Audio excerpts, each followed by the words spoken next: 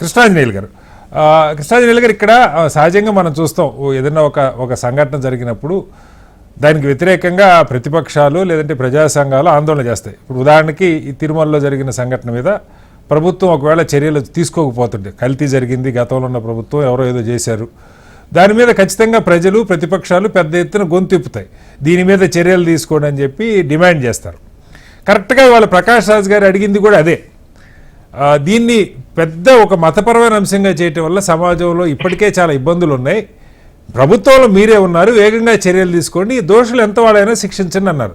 సరే, దాని మీద రెండు వైపులా పవన్ కళ్యాణ్ గారు రియాక్ట్ అయ్యారు. మళ్ళా ప్రకాష్ రాజ్ గారు అసలు మీరు ఎన్నికల ముందు ఒక అవతారం, ఎన్నికల తర్వాత ఒక అవతారం, ఏంటి అయోమయం అంటే, ఎన్నికల ముందు మామూలుగా పవన్ కళ్యాణ్ గారు ఆయన రాజకీయాల్లోకి వచ్చిన కొత్తలు మనందరికి గుర్తుంది.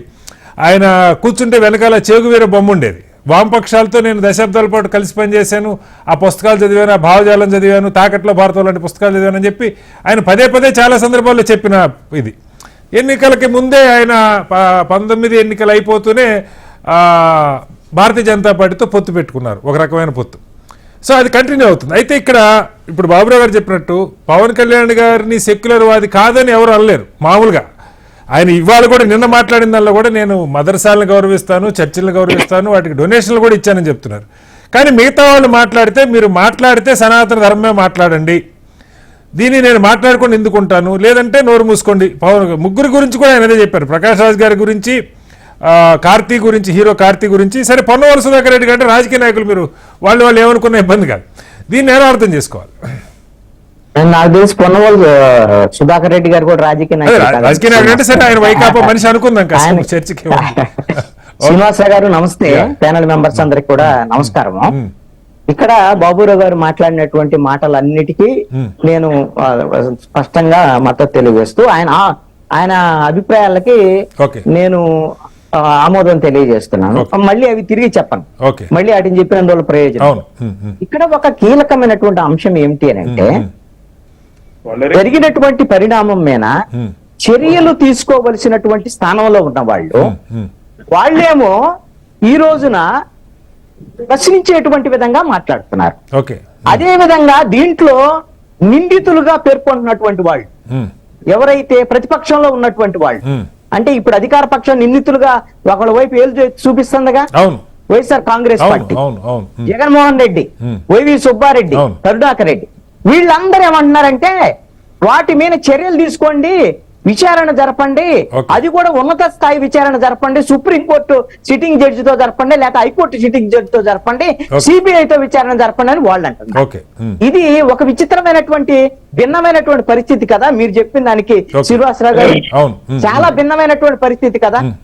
ఇక్కడ ఒక అంశం అండి, ఒకటి మాత్రం చాలా స్పష్టంగా కనపడుతుంది. ఈ మాటలో మొట్టమొదటిగా మాట్లాడినటువంటి వాళ్ళు ఎవరు? ముఖ్యమంత్రి చంద్రబాబు నాయుడు. ముఖ్యమంత్రి చంద్రబాబు నాయుడు మాట్లాడినటువంటి మాటలు, ఆయన మొదలుపెట్టినటువంటి మాటలు, ఆయన మతాలకు సంబంధించినటువంటి వ్యవహారాలు, ఇవన్నీ వైఎస్ఆర్ కాంగ్రెస్ పార్టీ జగన్మోహన్ రెడ్డి క్రిస్టియన్ దగ్గర నుంచి వైవి సుబ్బారెడ్డి వాళ్ళు, వాళ్ళ సతీమణి కరుణాకర్ రెడ్డి, వాళ్ళ పిల్లల పెళ్లిళ్ళు, ఇవన్నీ ముఖ్యమంత్రి చంద్రబాబు నాయుడు మాట్లాడాడు ఈ విషయంలో. కానీ ఒక్కటి కృష్ణాంజనేయులు గారు నాకు కొంచెం ఆశ్చర్యంగా ఉంది. మనకి తెలుగు రాష్ట్రాల్లో ముఖ్యంగా ఏపీలో రాజకీయాల్లో పెద్దగా గతంలో ఈ మతాల ప్రస్తావన, ఎవరేంటి అవినీతి గురించి మాట్లాడుకుంటాం, స్కాముల గురించి మాట్లాడుకుంటాం, విమర్శించుకుంటారు. కానీ ఫలానా వాళ్ళ ఇంట్లో ఎవరు ఏ మతంలో ఉన్నారు, లేకపోతే వాళ్ళు ఏ మతాచారాలు పాటిస్తున్నారు, ఈ చర్చే పెద్దగా అసలు ఎప్పుడు ఏపీలో జరగల. ఇప్పుడు ఇది కొత్తగా, ఇది ఒక కొత్త ట్రెండ్ అనుకోవాలా, ఎలా అర్థం చేసుకోవాలి?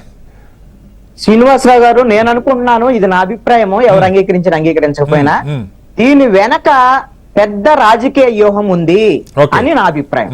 ఏముంది అనంటే, బీజేపీ దక్షిణాది రాష్ట్రాల్లో ఈ విధమైనటువంటి హిందుత్వవాదాన్ని రాజకీయాల్లోకి చొప్పించి రాజకీయ పరమైనటువంటి అంశంగా హిందుత్వవాదాన్ని ప్రధానమైనటువంటి అంశంగా ముందుకు నెట్టేటువంటి ఆలోచనలతో బీజేపీ ఇండైరెక్ట్ గా ఆంధ్రప్రదేశ్ లో ఉండేటువంటి తన మిత్రులైనటువంటి చంద్రబాబు నాయుడు, పవన్ కళ్యాణ్ తో ఈ విధమైనటువంటి ప్రణాళికలు, వ్యూహాలు రూపొందించింది అనేటువంటి నా యొక్క అభిప్రాయం.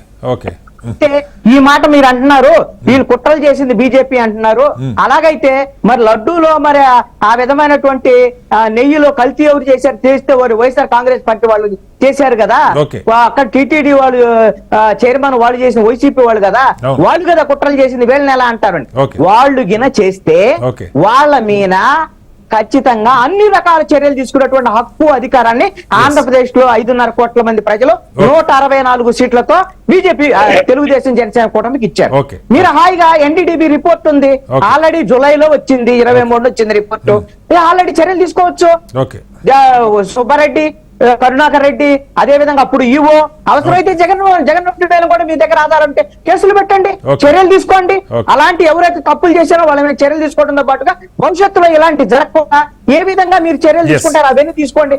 అవి కాకుండా Okay. ఈ రోజున మాట్లాడటం అనేటువంటి అంశం మీద ప్రాధాన్యత ఇచ్చారు అని అంటే Okay. మాట్లాడటం, అదే విధంగా ప్రతిపక్షాల వాళ్ళ మీద మతపరమైనటువంటి అంశాలకు సంబంధించినటువంటి అంశాన్ని లేవనెత్తటము, రాజకీయంగా లబ్ధి పొందేటువంటి ప్రయత్నం ఈ రోజున అధికార పక్షం వైపు నుంచి, తెలుగుదేశం జనసేన బీజేపీ వైపు కూటమి నుంచి జరుగుతోంది.